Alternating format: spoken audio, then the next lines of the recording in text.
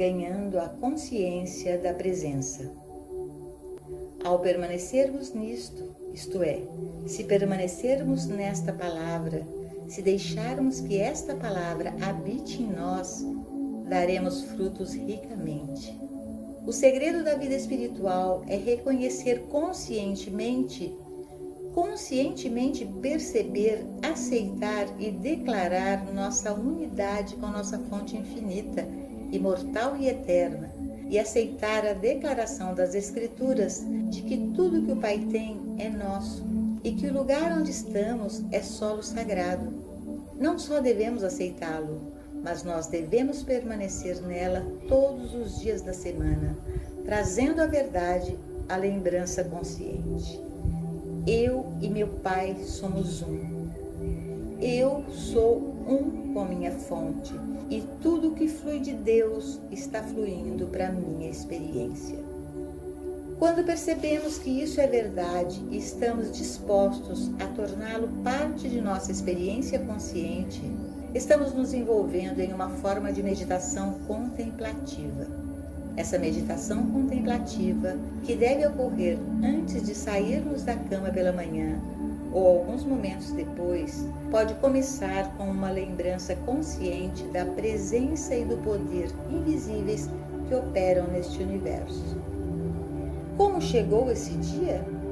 Certamente deve haver uma tremenda força, poder, ser ou presença que trouxe a luz do sol, a chuva ou a neve deste dia. Há um algo operando invisivelmente neste universo, enviando toda esta glória em expressão, uma glória da qual eu faço parte, pois eu também fui enviado à expressão por aquele que enviou as flores e as árvores, as aves e tudo que existe. Eu sou um com toda a vida. E assim como esta força invisível está derramando luz do sol na sala, ela está derramando vida e ser em mim e através de mim. Inteligência, sabedoria, orientação, direção, amor, cuidado e proteção. Tudo isso está fluindo em e através de mim, da fonte invisível e infinita. E assim passamos por este período de meditação contemplativa pelo menos 3 ou 4 vezes por dia, cada vez tomando outro assunto.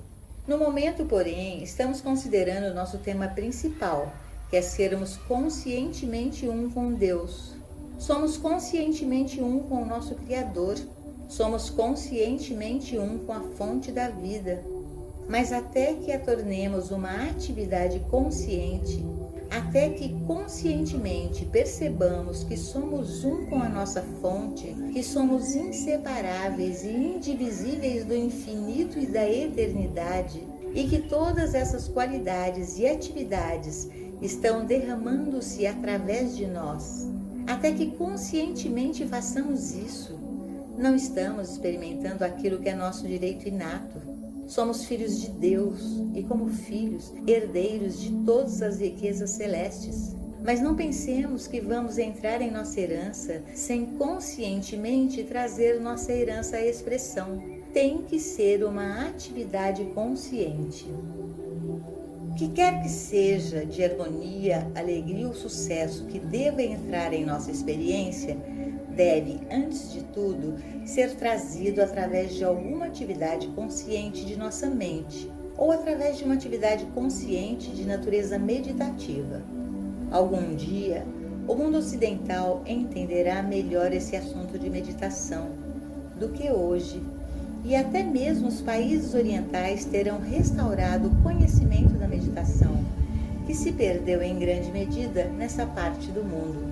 Não é que os do Oriente não tenham meditado, mas por não conhecerem o verdadeiro segredo da meditação, eles não meditam corretamente, embora seja no Oriente onde a meditação tenha sido descoberta e praticada mais amplamente. Com a perda da arte da meditação, vem a perda de tudo que realmente vale a pena na vida, porque esta falta de comunhão com o Pai nos remove desta unidade consciente com a nossa fonte infinita. E quando isso acontece, não somos mais um com o nosso bem.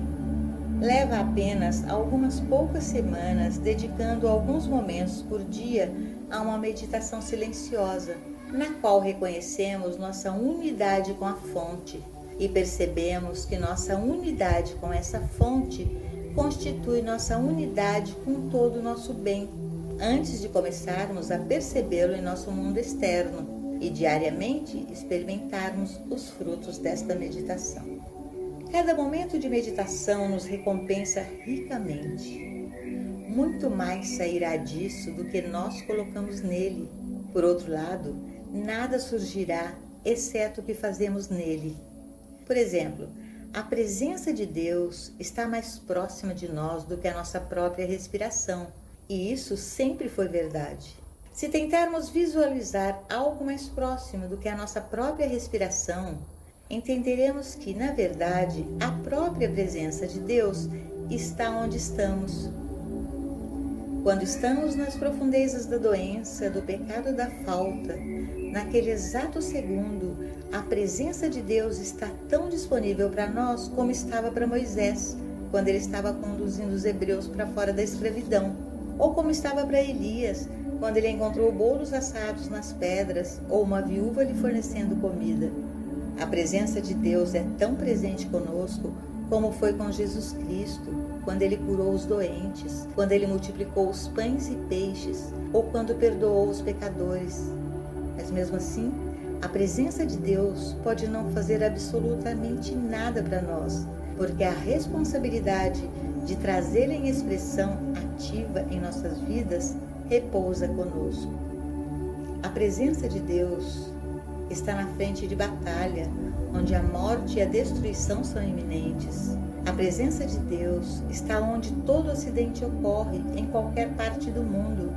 A presença de Deus está em todos esses lugares e circunstâncias, mas a presença de Deus é inútil para qualquer um, exceto para aqueles que estão habitando na percepção consciente desta verdade.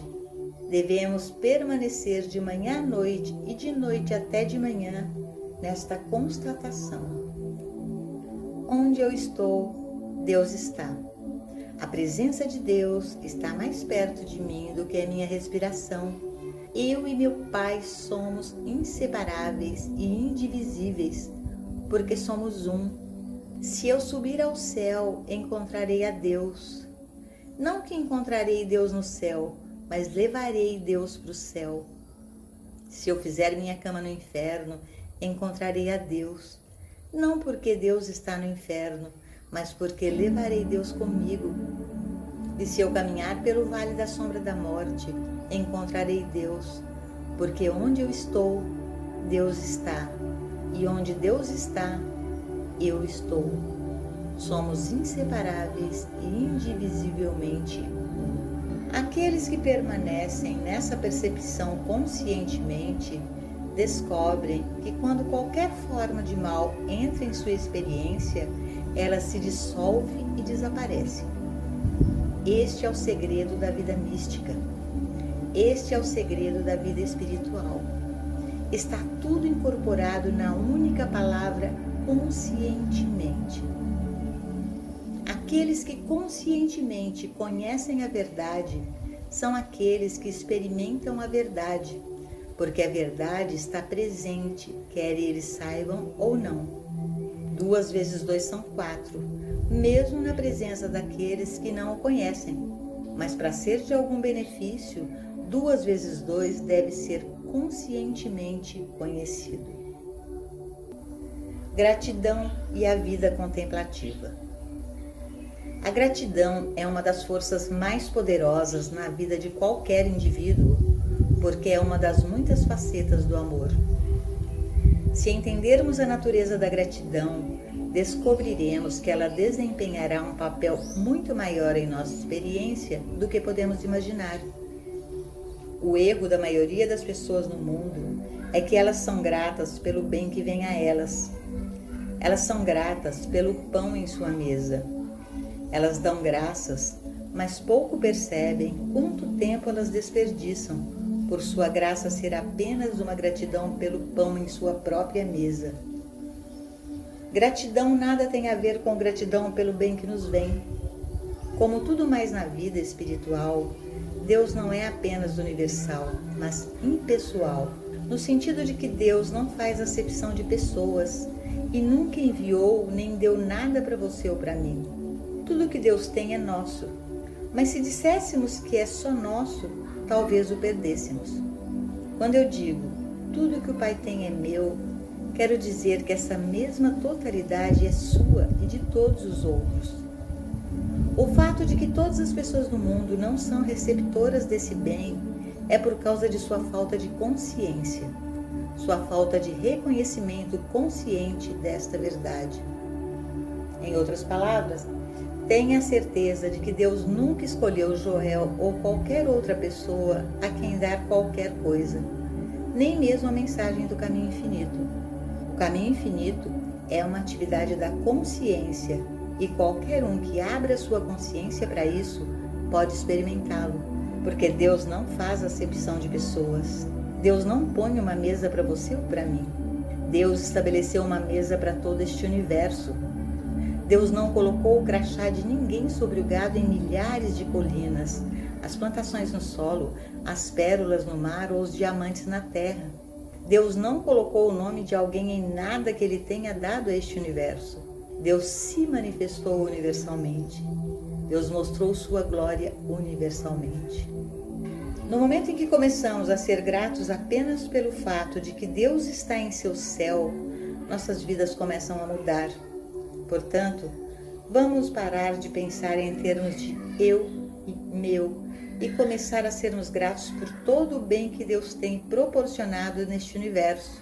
Grato que as colheitas estão no chão e que as entranhas da terra estão cheias de suas riquezas, regozijando-nos na universalidade do bem de Deus, regozijando-nos e sendo gratos pelas riquezas que estão sobre a face desta terra, regozijando-nos de que todos que lhes abrem sua consciência os recebem, não porque Deus lhes mande essas coisas, mas porque Deus envia-as para o mundo como sua presença manifesta. A presença de Deus aparece como comida, roupa, moradia e vestuário.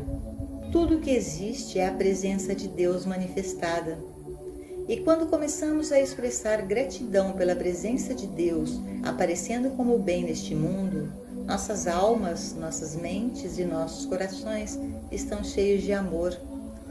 Quando nos personalizamos e acreditamos que por alguma razão Deus deu a uma pessoa e está se escondendo de outra, desonramos a Deus.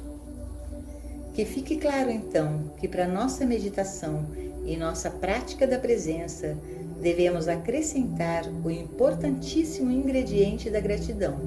Enquanto andamos no parque, vamos ser gratos por toda a beleza que está em todos os lugares para alegrar o coração. Se olharmos para o céu quando as estrelas brilharem, sejamos gratos por elas estarem lá, mas sejamos igualmente cuidadosos em não reivindicar as estrelas para nós.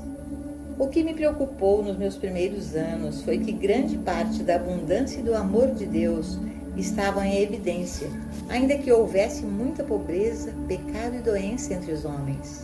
E para mim, a questão mais importante era por que isso era verdade e como isso poderia ser eliminado. A resposta que veio foi que somente através da nossa consciência e aceitação da graça de Deus, através de conscientemente viver na realização da presença de Deus, as coisas que não pertencem à nossa experiência podem ser eliminadas e substituídas por aquelas que são nossas por direito. Por esta razão, os 2 livros, Praticando a Presença e A Arte da Meditação, foram fornecidos como estudos fundamentais em nosso trabalho, porque todo o nosso trabalho deve necessariamente ser fundamentado na capacidade de meditar conscientemente e praticar conscientemente a presença de Deus, até chegarmos ao ponto de nunca irmos dormir à noite sem Deus em nosso pensamento, nem despertarmos na manhã sem Deus como nosso primeiro pensamento. Nós saímos de nossa casa com Deus em nosso pensamento. Nós vivemos constantemente com Deus em nosso pensamento. Este é o caminho, então, pelo qual as bênçãos de Deus alcançam o homem. através de uma atividade de nossa própria consciência, através do nosso conhecimento pleno da verdade e da oração sem cessar. E essas bênçãos são todas subprodutos do único grande objetivo da percepção e realização consciente da presença de Deus. Mensagem de gabinete. Tudo o que é visível, audível, palpável, olfativo, palatável e pensável é a expressão externa de algo do reino do real. Até mesmo as superstições, os mitos e as chamadas práticas pagãs. À medida que os visitantes do Ocidente vão para o Oriente e observam o extraordinário e grande número de templos, santuários, estátuas religiosas e grupos de oração, muitas vezes falam deles como o paganismo do Oriente. Quando voltam para casa e para as igrejas, em quase todos os cantos de todas as cidades, encontram um número ainda maior de grupos de oração, muitos vitrais, figuras religiosas e estátuas de Jesus em diferentes formas e posições, desde a oração até a crucificação, estátuas e pinturas de santos e sábios. E eu me pergunto, quantos deles percebem que todos esses símbolos exteriores derivam da mesma fonte? Sejamos muito claros sobre este ponto. Por trás de todas as práticas aparentemente pagãs do Oriente e do Ocidente, existe a verdade espiritual. Primeiro de tudo, a própria existência de um grupo de oração em uma igreja, templo ou jardim é um reconhecimento de um ser supremo ou divindade. Seja sentado, de pé ou de joelhos, através da oração, reconhece-se uma presença divina. Neste ponto, tanto o Oriente como o Ocidente estão de acordo. As estátuas e esculturas de líderes religiosos no Oriente são um reconhecimento daqueles cujas vidas revelaram a obtenção de alguma medida da consciência divina. As pinturas, os vitrais e as figuras das igrejas ocidentais são apenas o reconhecimento da medida obtida da luz espiritual do Salvador ocidental, seus discípulos e apóstolos e de outras luzes religiosas. Aqui também, o Oriente e o Ocidente estão de acordo, e com razão, porque todo simbolismo religioso em ritual, rito ou cerimônia é a tentativa de usar tais meios para alcançar um elevado estado de consciência. Por trás de todas as formas de adoração, deve ser reconhecido que existe um princípio divino, infinito e universal de lei, vida ou ser, e em tal reconhecimento fica claro que o Senhor, Ele é um. Para a pessoa perspicaz, não há, portanto, paganismo em nenhuma religião, e ninguém pode afirmar corretamente que existe uma religião certa ou errada. O paganismo existe na forma de adoração dos homens e em suas diferentes crenças sobre religião. Por exemplo, acreditar que o homem pode influenciar Deus por palavras, pensamentos ou ações é uma forma de paganismo, enquanto perceber Deus como onisciência, onipotência e onipresença é um verdadeiro culto religioso. Acreditar que Deus tem forma, emoções ou respostas finitas é uma forma de paganismo, enquanto entender Deus como a vida, lei, ser, substância e atividade de toda forma espiritual é a verdadeira adoração. Dizer a Deus, aconselhar, informar ou implorar a Deus é uma forma de paganismo, enquanto que amar, confiar em Deus e escutar sua voz é a adoração mais elevada. Ter uma experiência interior das formas externas de adoração, tais como as realizadas nos cultos da igreja ou na celebração de feriados religiosos, festas ou dias de jejum, é verdadeira adoração. E o verdadeiro adorador pode participar do serviço da sinagoga hebraica, protestante ou igreja católica, templo muçulmano ou budista, com igual devoção, porque por trás dessa adoração, qualquer que seja a sua forma, ele percebe e reconhece o um aparecendo como muitos. Com igual dedicação, falei com grupos cristãos e grupos não cristãos no Oriente, e todos eles me escutaram com igual interesse e atenção. Assim, o caminho infinito dá testemunho do Espírito Divino no homem, a centelha divina que é sem raça, sem religião, nacionalidade, credo ou afiliação política, mas que é a única que anima o princípio, vida, alma e espírito de todos. Nesta unidade, há um vínculo espiritual que nos une em sua graça.